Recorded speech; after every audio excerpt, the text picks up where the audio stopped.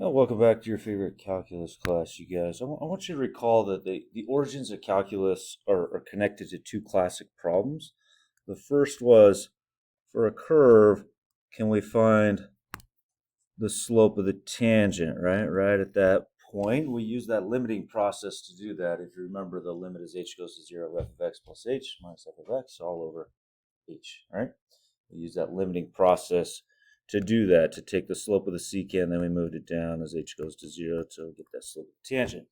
Now, the second classic problem connected to the origins of calculus is if you've got a curve again, can you find the area under a curve? Can we find the area under a curve?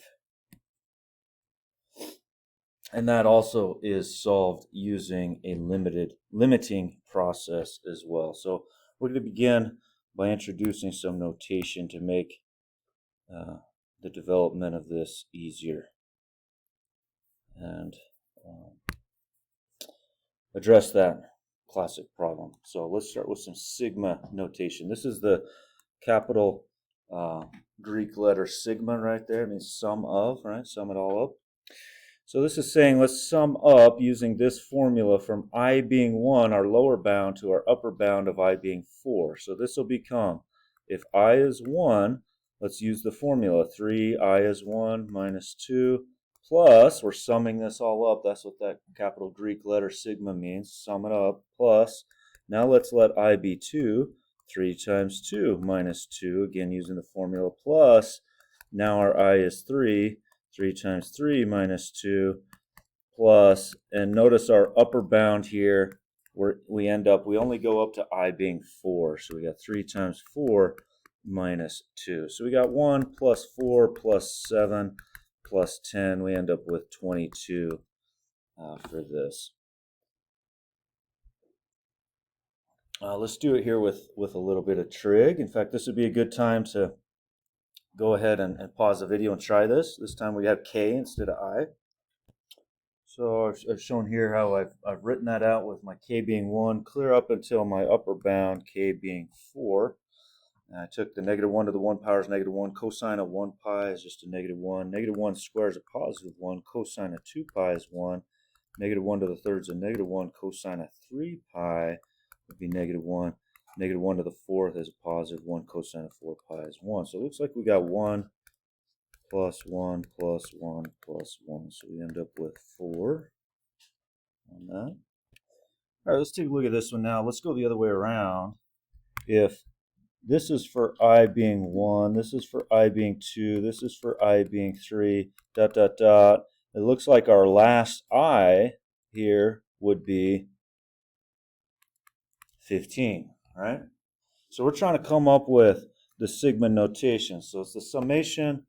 We're starting with an I value of 1. We're going up until dot, dot, dot, up until the last one, our I value is 15. Hopefully you can see that that 5 and the 1, they stay the same the whole time. The only thing that's changing, see how the I is right there, the I is there each time. Hopefully you can see that.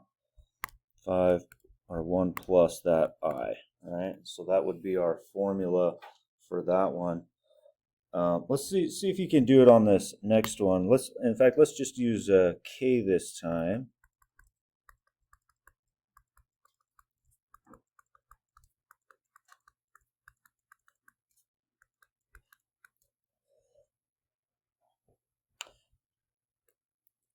So what would this formula be? If k starts out with 1, we go up to 7.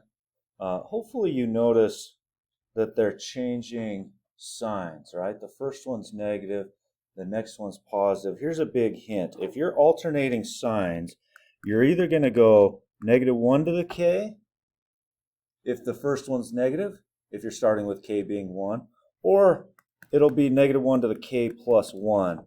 K plus 1 would be if the first one's positive, the second one's negative, starting with a k value of 1. So it's one of those two. In this case, if you notice, the first one is negative. So I'm going to go with negative 1 to the k. That's going to alternate my signs. Now I don't have to worry about the plus or the minus. And now I'm just looking at what changes. Where is k at? Hopefully you notice that the k is right there on the top.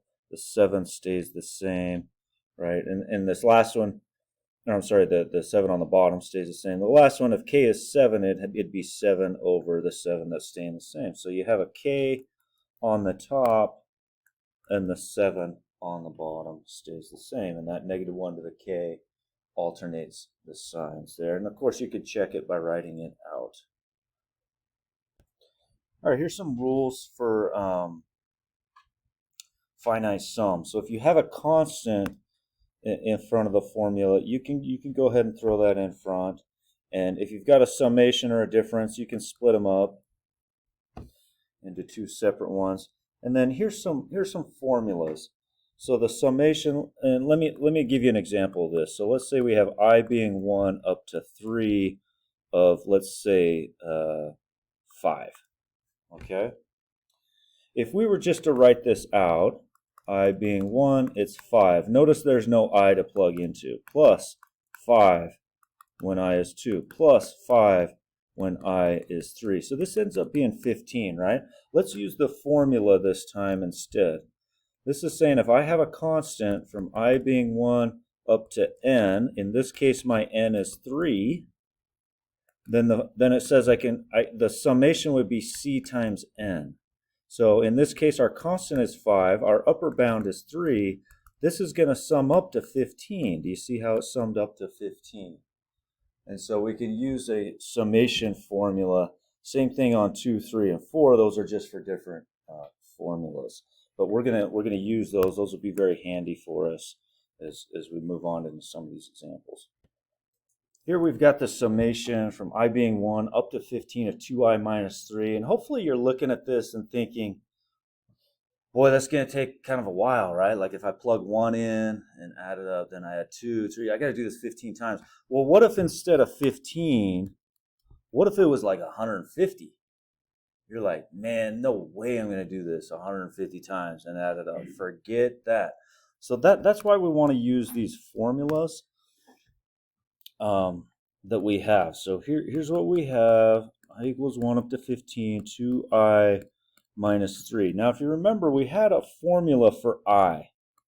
So what I'm going to do is I'm going to put the constant 2i, and then I'm going to go minus the 3. And we're going from I being 1 up to 15, I being 1 up to 15. And now I'm going to use my formulas. So this will become 2. I'm going to use my formula for that I. So if you look back at this, I is n times n plus 1 over 2. Who is n? N is the upper bound. So in this case, it's 15. Okay, so I'm going to come back here. I'm going to throw in, I'm going to use that formula. I'll leave it as n right now. I know my n is 15 though. But there's my formula for the summation of I, from I being 1 up to n. And then I have minus my constant. See how I have the summation of 3, I being 1 to 15. So minus 3. And then when I have a constant, it's constant times n. So 3 times n. I'm going to put an n right there. Okay, remember our n is 15 here. So this will become 15 times 15 plus 1 over 2 minus 3 times 15. So I got 15 times 16 over 2. I guess my 2's cancel. I get 15 times 16, so I got 240 minus 3 times 15 minus 45. So yeah, that'll end up being 195, all that, which would take a lot longer, right, if we're adding up doing this 15 times. So again, the formulas come into play pretty nicely. Let's do another one here. This would be a good problem to pause the video and do as a U-try problem as well. So here I wrote it out, I squared minus, I put that 2 out in front, minus 2I cubed there. I'm going to go ahead and look up my formula for I squared. And that ends up being, I look up here, use that n plus 1, 2n plus 1 all over 6 right there. Or I could use that next one, either one of those, 2n cubed plus 3n squared plus n all over 6. Either of those is fine.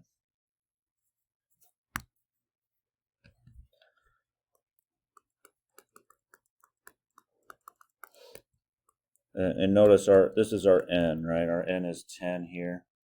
Then we got minus 2. Now look up the I cubed, and that I cubed, I'll use the n squared, n plus 1 squared all over 4. Or if you want, so you can use that one or that one, doesn't matter.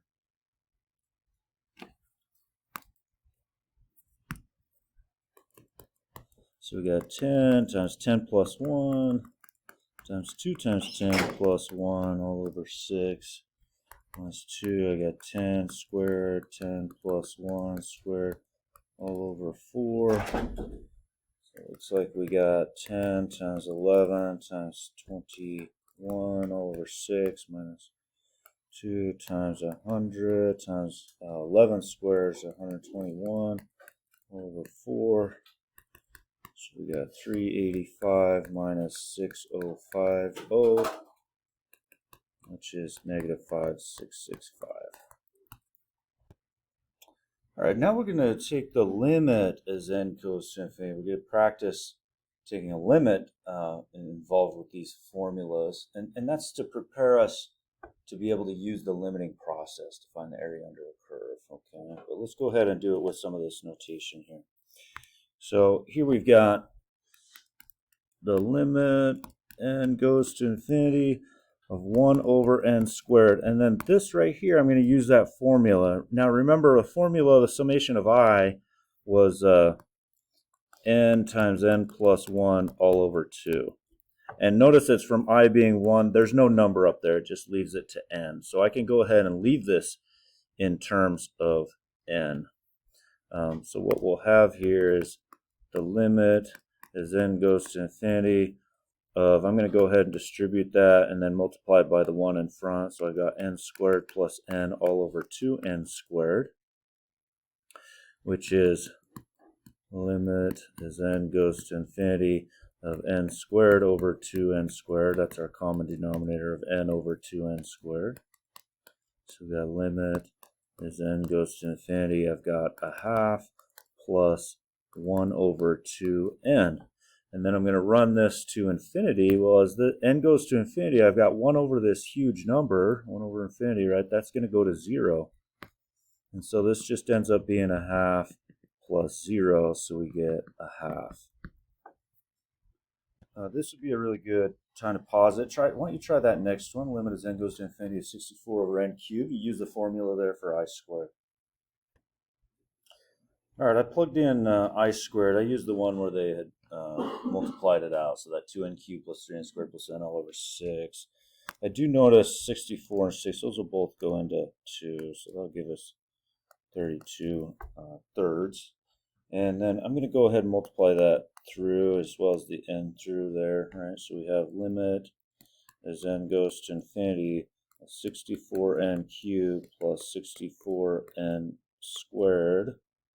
Or I'm sorry, that's 90. That's not 64. That's 96. 32 times 3, and then 32n. This is all over 3n cubed. And then if I take all of those over that common denominator, 64n cubed over 3n cubed, that's 64 thirds. 96n squared over 3n cubed. 96 over 3 is 32. I'll have an n on the bottom.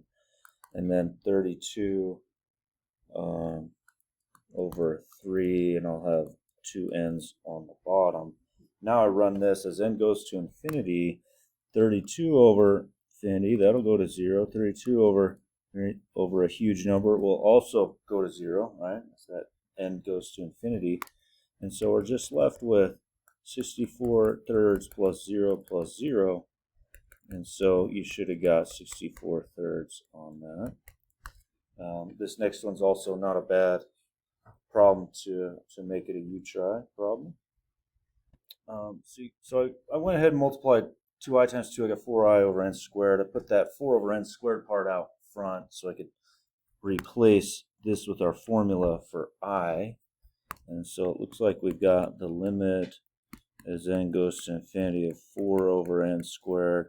The summation of I being 1 to n of I would be, I'll go ahead and just use that n plus 1 all over 2, or if you want to use the n squared plus n over 2, same thing, right? I notice I got 4 over 2 will just give me a 2, and this will become, once I multiply that through, limit as n goes to infinity of 2n squared plus 2n all over n squared, all over n squared. So put those over my common denominator. Limit as n goes to infinity, 2n squared over n squared is just a 2. 2n over n squared is 2 over n, and I run this, limit as n goes to infinity, that'll go to 0, right? And so we just end up with 2 plus 0, which is 2. All right, now that we have the notation, we're going to go ahead and return to our classic problem. Can we find the area under a curve? So here's a curve shown. We're going to try and find it from, and this is a continuous non-negative function, right? So above the x-axis here. Could we find the area under the curve from A to B? Well, one way we could do that is we could split this up into what's called delta x widths. So equal widths, we're going to call that width. We're going to call that delta x width, okay? And then let's say I took the left-hand side as the height of the rectangle. So I take that point, the f of, so in this case it would be an f of a height. That's my height of that first rectangle, right? And then for the next one, I take it the left-hand side. Now I know this is going to be, looks like an over approximation here. Now that part's a little under, but I could add up all those rectangles, right? And that would be an approximation for my area, is I would take the height at the first point, we'll call it f of C1, times its width, delta x, right? That's the height, that's the width of the first rectangle, right? And then I do f of C2. We'll call this at C2. So f of C2 would be at that height, right? That's C2. We're calling this a value here, C1, and so on, C3, C4, C5. And we add up all 5 rectangles, areas, plus f of, oops, that's a C3, f of C3 times its width, plus, oops, that's a 4, my goodness, that's my 4th one, that's my 5th one. There we go. So I add up all those rectangles, and that's an approximation, right?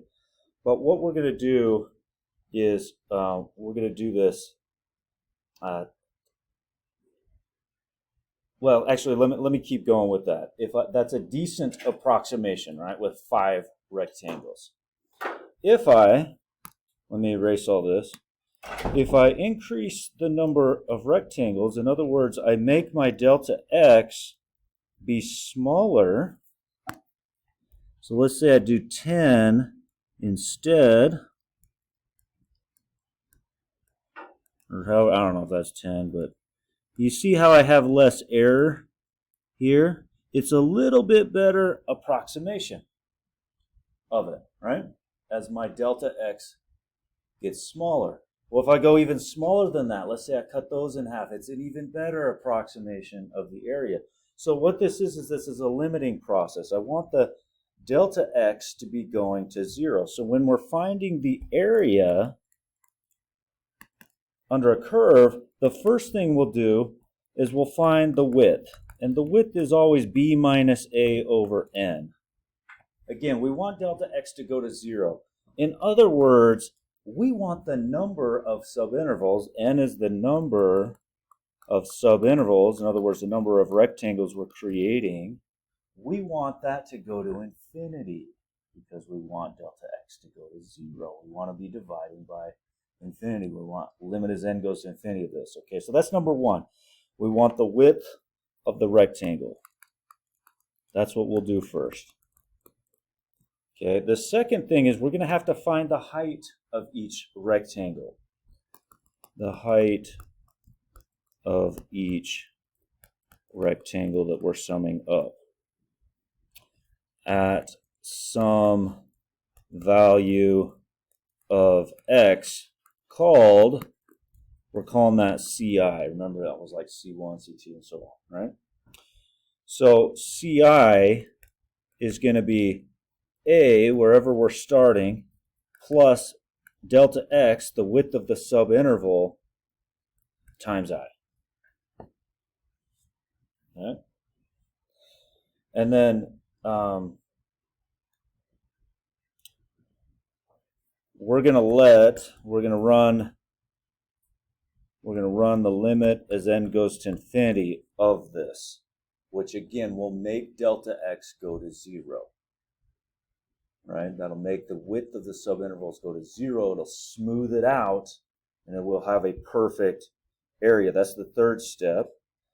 So we can sum all this up.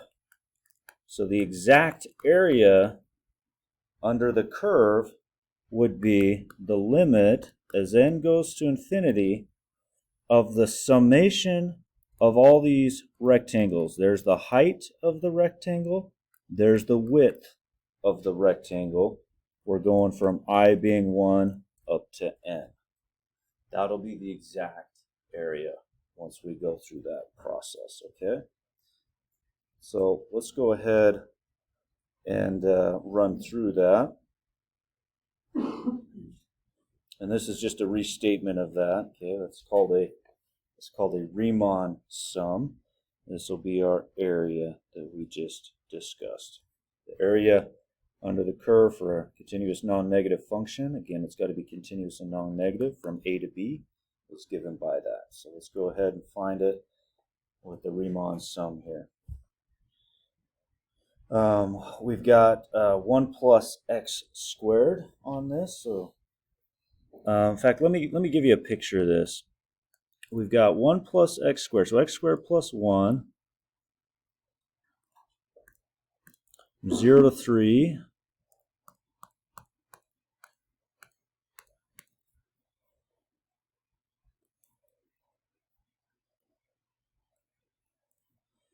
And we're just, so here's just part of this.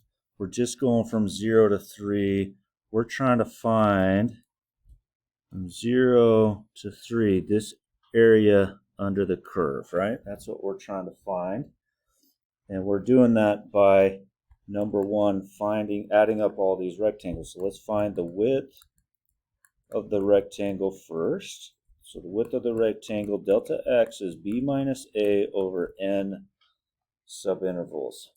So delta x would be, here's my a, here's my b. I got 3 minus 0 over n.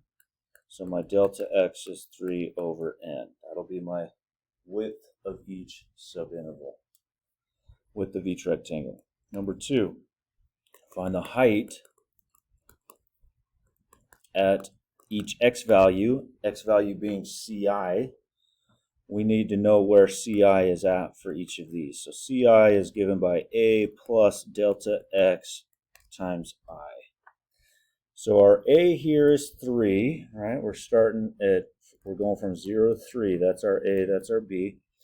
So we've got 0 plus our delta X here was 3 over n. That's the width of each times I. So CI is 3i over n. That'll give me each spot for the x value where I'm going to take the height at that. And then number 3, let's use our area formula for this Riemann sum. So the area is exactly, we're going to run the limit as n goes to infinity. In other words, the number of subintervals goes to infinity. In other words, delta x goes to 0, the width of the rectangle, I being 1 to n of f of ci delta x. Now let's start plugging in our stuff here. We've got limit n goes to infinity, f of ci. Well, ci is 3i over n. Delta x was 3 over n. And we're going from I being 1 to n, right? And now we're going to go ahead and use the formula notice I have, this is my height of the rectangle. This is my width of each rectangle, and I'm summing all those rectangles up, right? Using the limiting process for that. Well, what's our functional value? Remember, f of x was 1 plus x squared, right? So f of 3I over n, right, the height of that, would be 1 plus 3I over n being squared, right? So let me come down here. I've got limit n goes to infinity of the sum of, and I'm going to go ahead and plug that in. I got f of 3I over n, so I got 1 plus 3I over n being squared. There's my f of 3I. My delta x was 3 over n times 3 over n, I being 1 to n. And so we've got limit n goes to infinity. I've got 1 plus, I got 9I squared over n squared times 3 over n. Oops, I've got summation of that, I being 1 to n, sorry.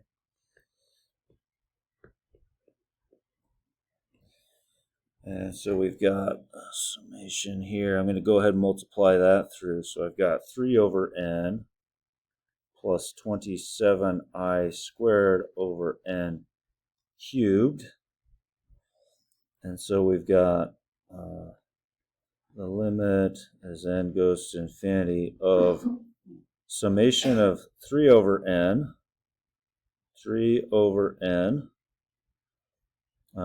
plus I'm going to take out the 27 over n cubed, and I've got I squared on that.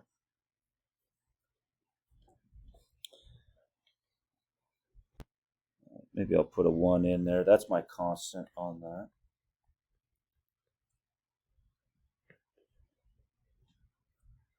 So we've got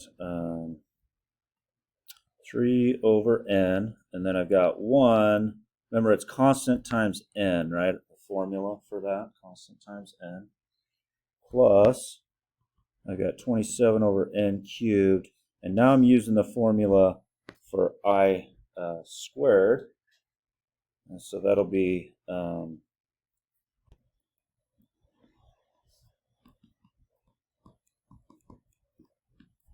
there's a formula for I squared. And so we've got limit n goes to infinity. I've got 3n over n is just 3 plus, and I've got, let those go into 3. Now I'm going to take that 9 through, so I got 18n cubed, I got 27n squared, I got 9n. This is all over 2n cubed.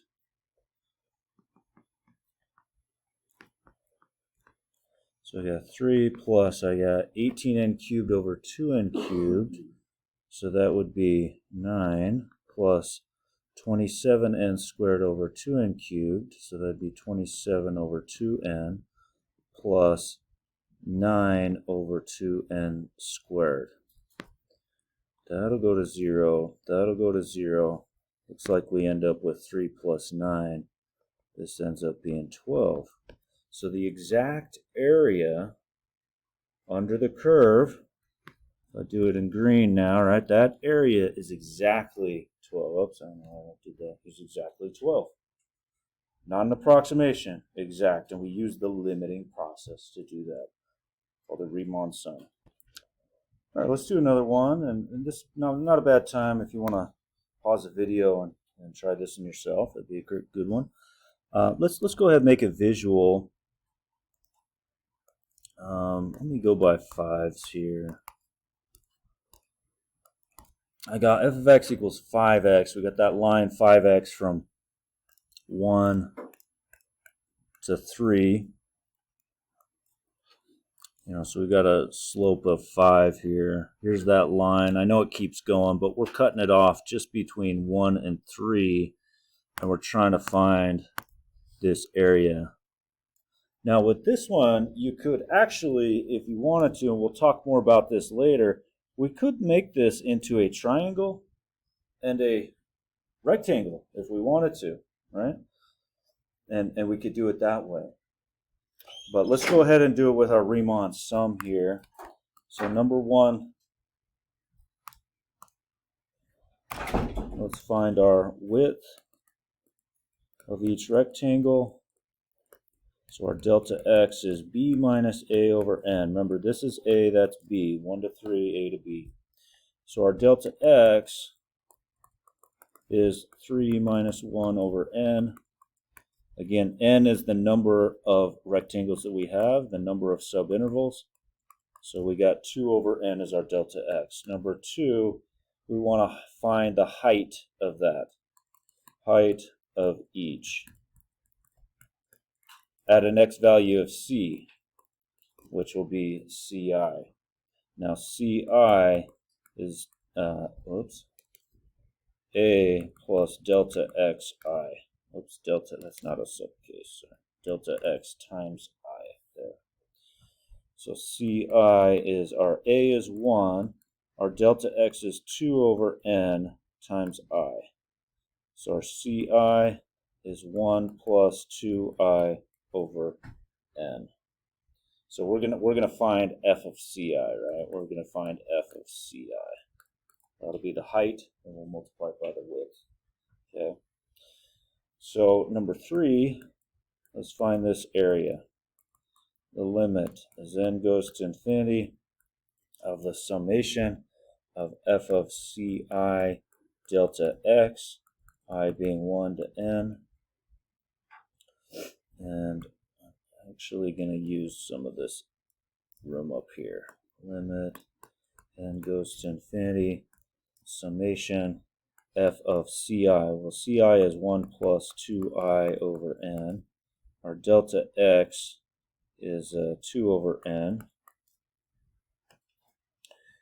And so we've got the limit as n goes to infinity, the summation.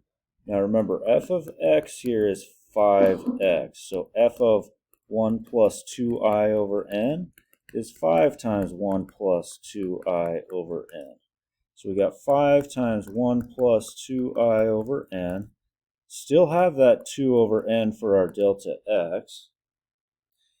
And so we've got limit as n goes to infinity. I'm going to go ahead and multiply 5 times 2 over n, this one and that one. So I got 10 over n times 1 plus 2i over n.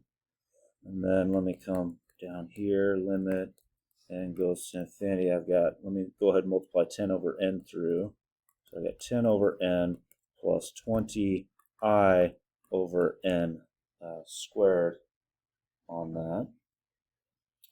So we've got the limit as n goes to infinity of the summation. I've got 10 over n. I've got a 1.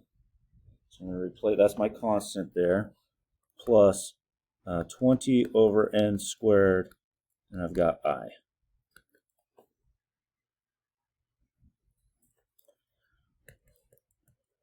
So limit n goes to infinity, 10 over n, I got 1 times constant times n, right? Use the formula for unit summation of c times n is cn, right? Our c here is 1, plus 20 over n squared, and I'm going to go ahead and use the summation for I, which is n times n plus 1 all over 2, or n squared plus n all over 2.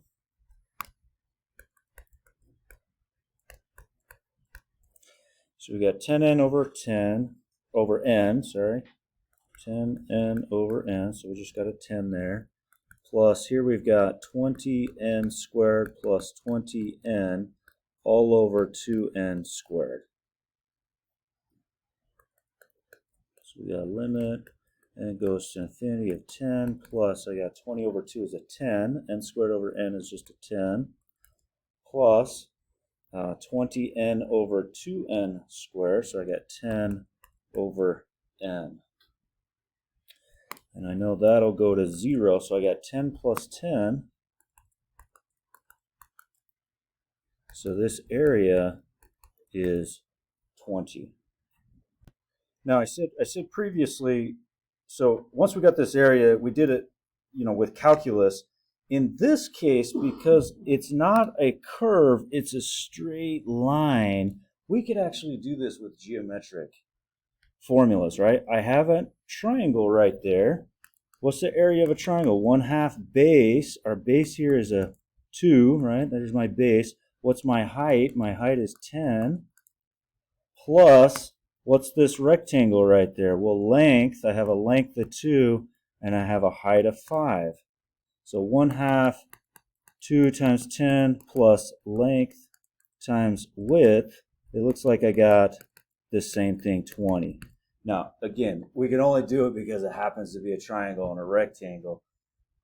The value of this limiting process is being able to do it for the area under any curve, any general curve that's positive and non-negative. But I did want to point that out. We'll have further discussions on geometric approaches to these. But let's go ahead. Another great problem, if you want to go ahead and pause the video, give this a try. Here you notice I did draw f of x equals x plus x cubed over there on the right hand side. So we've got area under a curve. We have to use this Riemann sum, right, to do this. And then at number 1, find that width. So I found the delta x being 1 minus 0 over n, 1 over n, height at ci, and wrote out that formula so that we can then plug it into and find the exact area here. So we got f of ci. Now remember, f of x is x plus x cubed. So I'm plugging in f of ci into this. Well, ci is I over n. So I've got I over n plus I over n cubed. That'll be my f of ci. I over n plus I over n cubed. That's my f of ci. My delta x here was just 1 over n.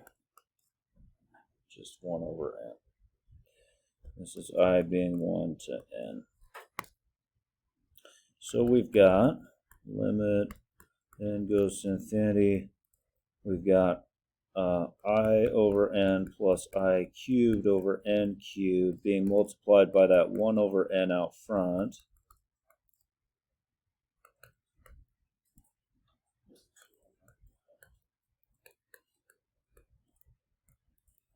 So I'm going to go ahead and multiply the 1 over n in. So I got I over n squared plus I cubed over n to the 4th. So we got limit as n goes to infinity of 1 over n squared I plus 1 over n to the 4th. I got to use I cubed on that. So I'm taking the limit as n goes to infinity on those. So we got limit goes to infinity, 1 over n squared. Look up the formula for I, and we get that n plus 1 all over 2. And then I look up the formula for I cubed, and the formula for I cubed ends up being n to the 4th plus 2n cubed plus n squared all over 4.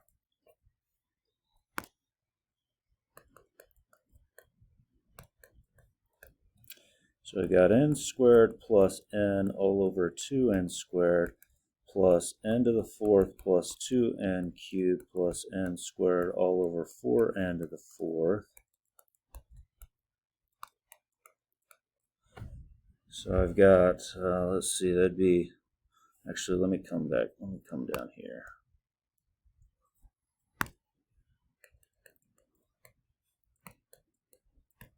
N squared over 2n squared, that's a half. N over 2n squared is 1 over 2n. Plus, over here I got n to the 4th over 4n to the 4th, so that's a 4th. I got 2n cubed over 4n cubed, that's 1 over 2n. And I've got n squared over 4n to the 4th, that's 1 over 4n squared. Now I run this to, and limit as n goes to infinity, that'll go to 0. That'll go to 0, and that'll go to 0. So we just end up with a half a half plus a 4. So I got 2/4 plus 1/4 ends up being this area is exactly 3/4. Thanks so much for watching areas with limits of finite sums. We'll see you next time.